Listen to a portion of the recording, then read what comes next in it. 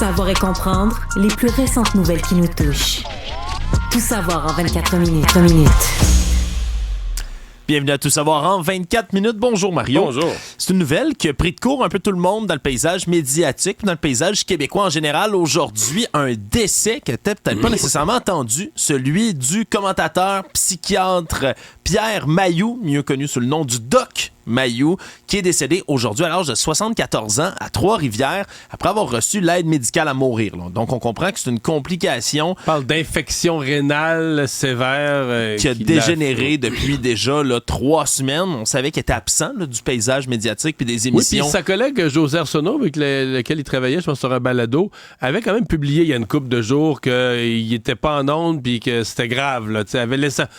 Je pensais pas qu'il allait décéder dans les heures suivantes, là, mais il avait laissé entendre quand même que c'était sérieux. Oui, parce qu'on le savait, il était déjà plus en antenne depuis un certain moment, combattait cette infection-là et aurait finalement donc demandé l'aide médicale à mourir d'une maladie incurable. Même si on n'a pas tous les détails pour l'instant, on comprend qu'il y avait peu de chance, voire pas de chance de survie du côté du docteur Mailloux, qui a laissé personne indifférent véritablement au Québec. Mario, on peut dire ça comme ça. C'est tout un personnage, il avait pas peur de déranger. Des fois, soulevait des questions, ma foi, que tu dis, OK, les autres osent pas. Puis des fois, faut le dire, malgré qu'il soit décédé, des fois, il dérapait. Oui, dérapait complètement. À certaines occasions, peut-être la plus célèbre, c'est lorsqu'il avait accordé une entrevue, à Tout le monde en parle, à l'antenne de Radio-Canada, entre autres, où il avait affirmé que selon une étude qu'il citait, les Noirs et les Autochtones avaient un quotient intellectuel plus faible que la moyenne. Ça avait été tout un tollé à l'époque. Ça lui avait valu d'ailleurs d'être radié pendant 5 ans par le Collège des médecins en d'un son historique avec le Collège des médecins est pas jojo, là. Oui, si je le résume simplement parce que c'est pas mes choses à faire quand même, on parle d'un personnage qui a été radié à 7 reprises quand même au travers de tout ça, qui a essayé par la suite de démontrer la mauvaise foi du Collège des médecins. Selon lui, a tenté une poursuite de 10 millions de dollars, rejetée par la Cour d'appel en 2021, a tenté de refaire la même chose, mais devant la Cour suprême. Ça a été rejeté en 2022, donc il n'y avait plus de recours supérieur à intenter du côté du Doc Mailloux contre cette instance-là. Toutes sortes de controverses aussi avaient soutenu que l'ancien capitaine du Canadien, Max Pacioretty, par exemple, manquait de virilité, était trop attaché à sa mère, puis que c'était pour ça qu'il était pas bon, puis que le Canadien était pourri. On se comprend? Il émettait toutes sortes d'opinions, on va les mettre en gros guillemets comme ça. Des hypothèses. Mais c'était quand même... il y avait ses fans, il y avait un côté... c'était déjà, il se mettait déjà à risque là, quand il se retrouvait à aller sur la place publique dans une ligne ouverte. Moi, c'est toujours ce qui m'a... Tu fais du divertissement, là, mais t'es sur une ligne ouverte, les gens te demandent conseil, mais t'es des conseils quasiment d'ordre psychologique, puis là, tu te mets à dire ceci, cela, une mère de famille, ça fait pas ci, ça fait... Mais c'est parce que là, t'as un portrait, disons, partiel. La personne t'a expliqué à la radio, en 1 minute ou 2, sa situation. Je pense pas que tu puisses avoir un portrait complet là, de sa situation pour faire... Mais en même temps, il posait pas un diagnostic là, au sens médical du terme, mais il se lançait quand même à toutes sortes de commentaires pour le meilleur et pour le pire. Mais il a laissé toute sa carrière à personne indifférent et il y a eu ses fans là, qui l'ont suivi et apprécié vraiment. Tout savoir en 24 minutes. Sinon, ici au Québec, on a, même si la session parlementaire n'est pas reprise véritablement, quand même du mouvement du côté du gouvernement en matière de la langue française. C'est le ministre de la langue française, justement, Jean-François Roberge, aujourd'hui, qui a laissé entendre qu'on va se préparer du côté du gouvernement à resserrer, à renforcer les règles autour de l'affichage commercial en français un peu partout au Québec. Parce qu'on est dans un contexte quand même où dans les 5 dernières années, auprès de l'Office québécois de la langue française, les plaintes par rapport à l'affichage commercial qui n'est pas conforme, donc pas en français ou majoritairement en français, ça a augmenté de 155%. Et c'est ce qui pousse, entre autres, Jean-François Roberge à venir faire ce nouveau tour de vis-là, qui était déjà prévu quand même dans la loi 96, qui venait comme renforcer la loi 101 du côté du gouvernement Legault. On dit que d'ici juin 2025, toutes les entreprises au Québec vont devoir s'assurer, on dit, 2 fois plus de français que n'importe quelle autre langue dans les enseignes. Par exemple, un exemple qui a été donné par le ministre Roberge,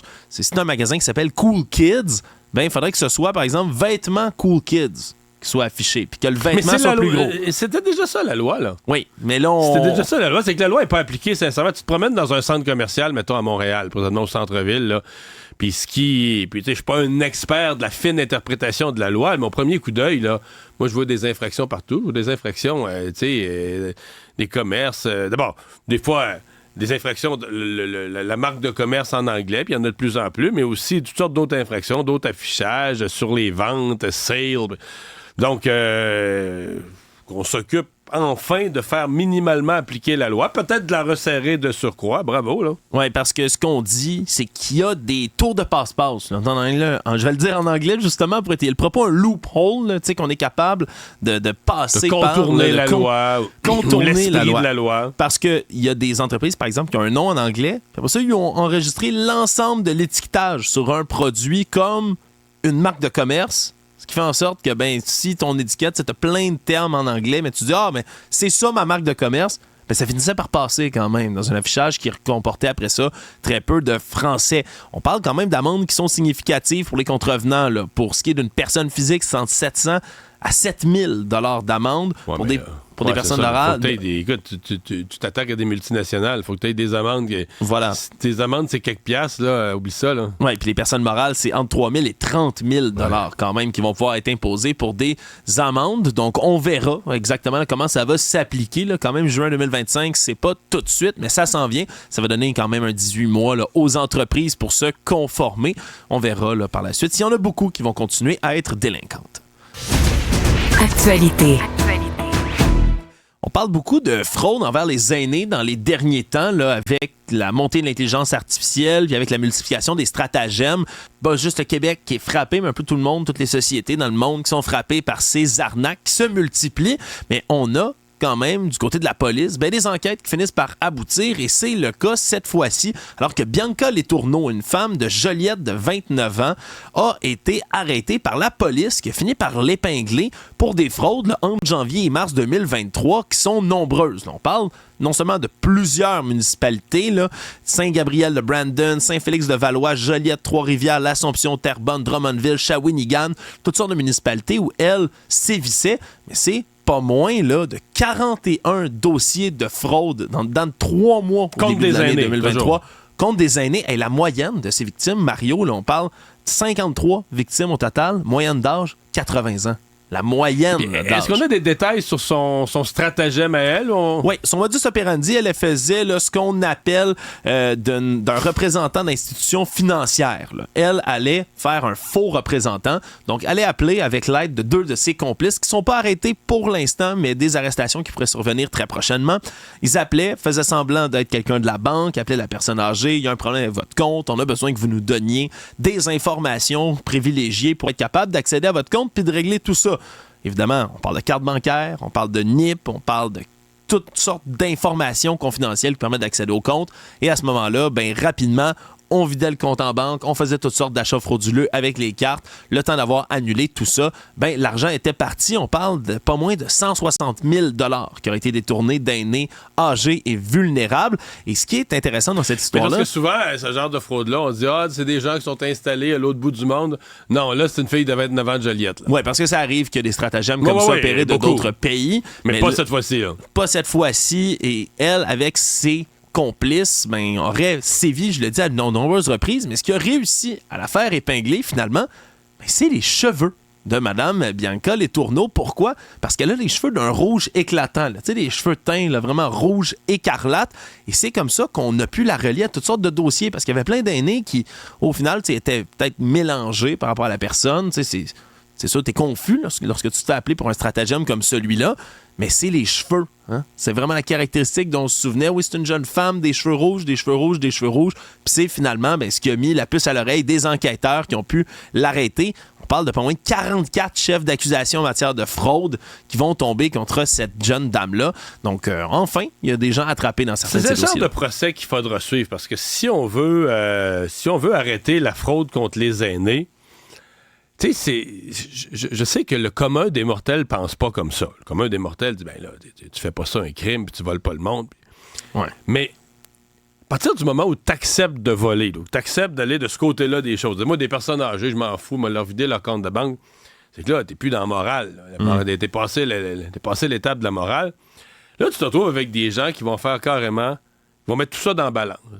De dire, là, tant d'argent, puis si je peux faire tant de prison, ou tant, puis on va accepter, pour un certain montant d'argent, on va accepter une certaine conséquence.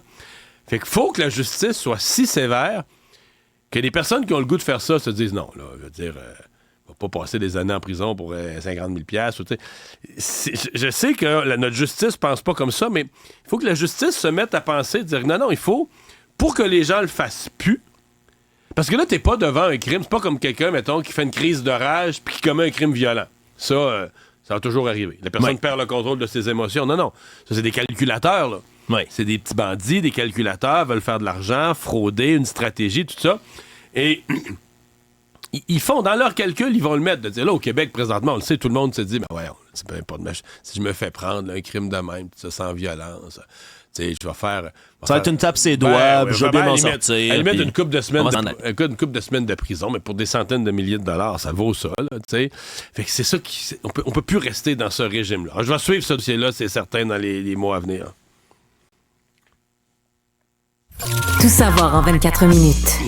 Une autre histoire assez ahurissante qui nous parvient là, des mois après le décès d'une dame, une grand-mère de 78 ans qui est décédée à l'hôpital de Saint-Eustache alors, dans le mois de juin dernier, alors que tout semblait bien aller pour cette dame-là. On parle d'une dame qui, selon sa petite fille, était en forme, marchait plusieurs heures par jour, était pas du tout là, sur le point d'avoir des complications de santé sévères. Là, c'est fait une fracture. Elle tombe là, est transportée à l'hôpital de Saint-Eustache vers 15h le 23 juin dernier. Elle s'est fracturée la hanche et là, elle passe du temps sur une civière. Peut-être une situation qu'on va, c'est malheureusement normal. Pas, ouais, c'est ça, on est habitué. 30 heures sur une civière. Le problème, c'est que la dame est sur la civière, ne peut pas se déplacer, on se comprend, fracture d'une hanche, mais reçoit ni à manger, ni à boire, reste sur place, on lui donne des médicaments pour la douleur, mais that's it, reste sur sa civière et finalement se fait opérer le lendemain, le 24 juin, mais à 22 heures. Là, on parle 30 heures de temps sur la civière.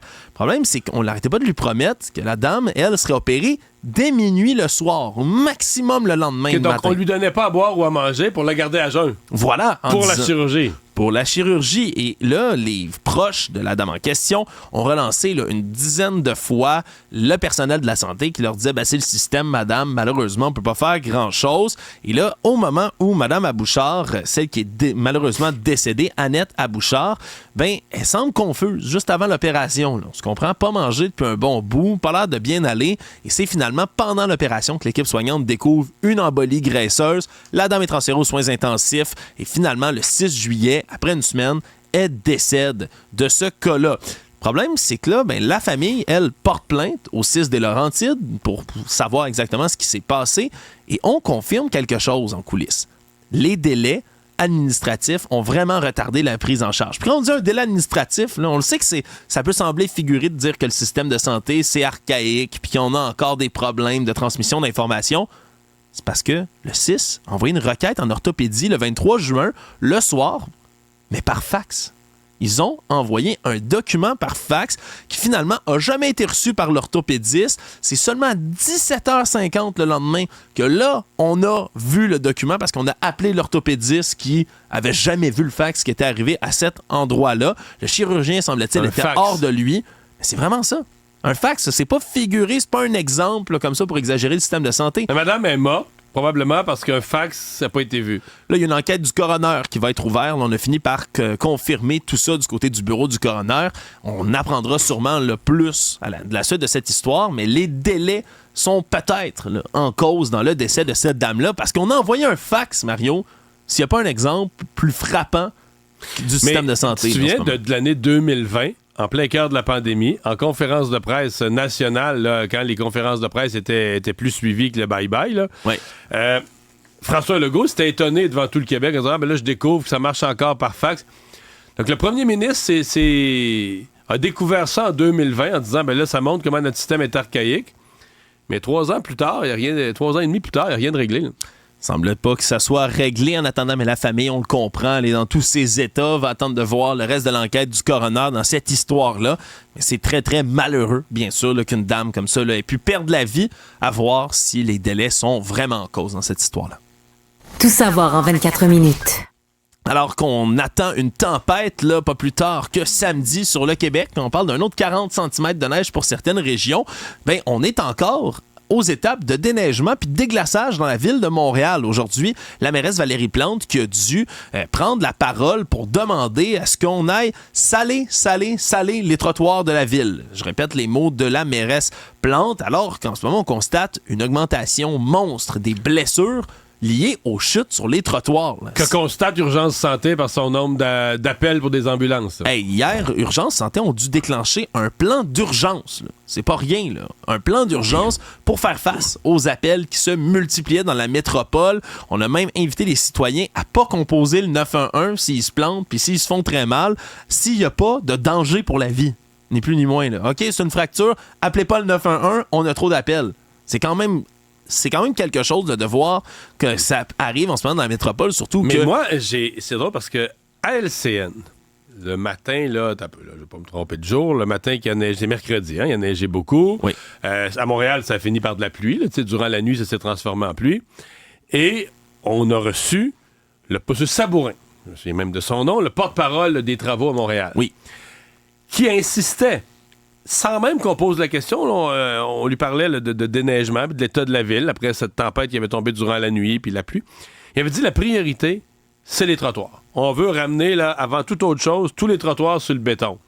Avant de commencer l'opération de déneigement, tu dis, OK, c'est vraiment une ville, pas parce qu'ils n'ont pas pensé, ou c'est pas parce qu'ils l'ont pas mis en priorité, sans qu'on lui pose la question, le type nous dit, c'est ça la priorité, mais la priorité n'est pas exécutée. C'est-à-dire que dans l'exécution, il y a un engrenage quelque part qui marche pas, là. Parce que ça fait...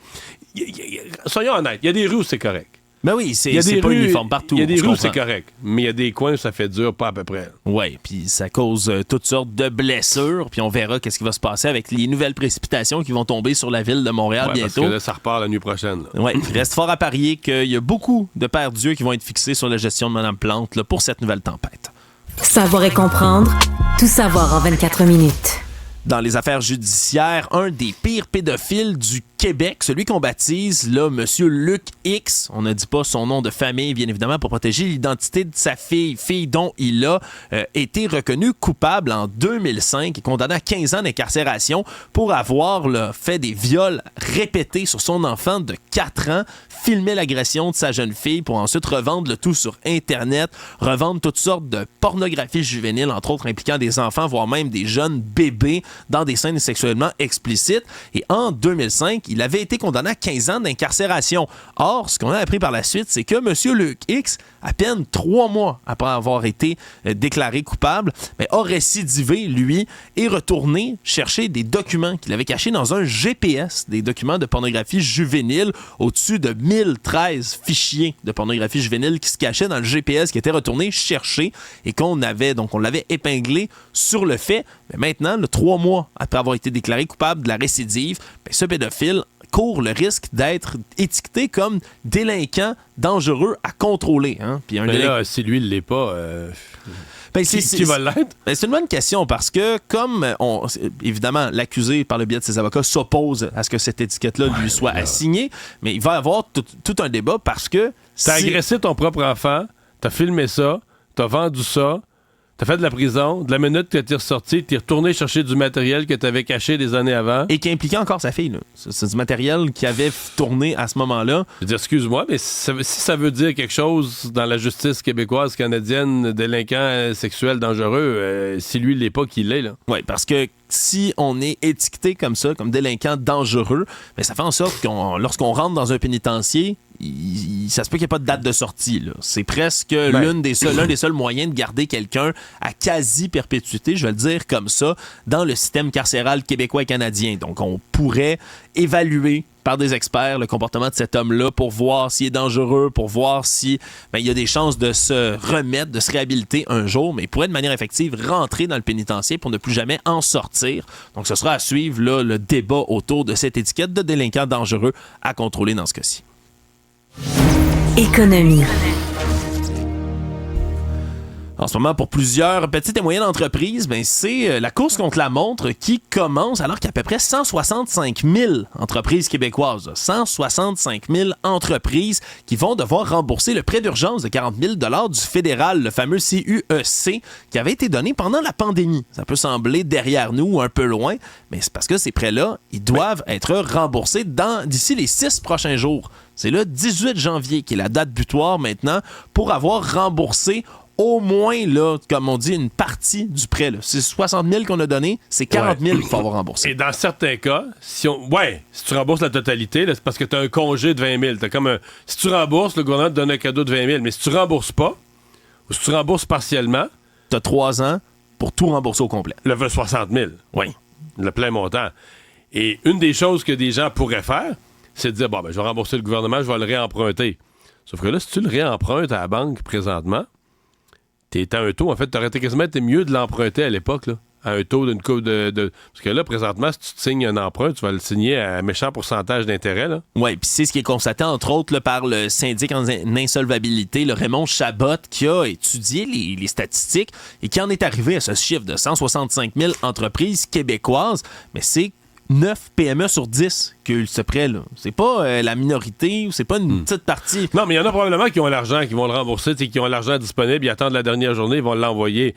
Mais à mon avis, il y en a quelques milliers qui encore aujourd'hui ne savent pas encore comment ils vont s'en sortir. Peut-être qu'ils s'en sortiront carrément pas. Oui, pour la Fédération canadienne de l'entreprise indépendante, c'est 45 000 entreprises au Québec qui sont à risque de fermer leurs portes après la date butoir du 18 janvier. Dans le reste du Canada, selon leur estimation, c'est 200 000 PME qui risquent la fermeture en ce moment parce que l'endettement est trop élevé. On parle de seulement 10 % des entreprises canadiennes, selon Raymond Chabot, qui ont réussi à effectuer leur remboursement au mois de décembre dernier. Là. Donc, 10 % seulement qui ont pu rembourser. Ça va être une situation inquiétante quand même, Mario, là, auquel il va falloir se pencher éventuellement.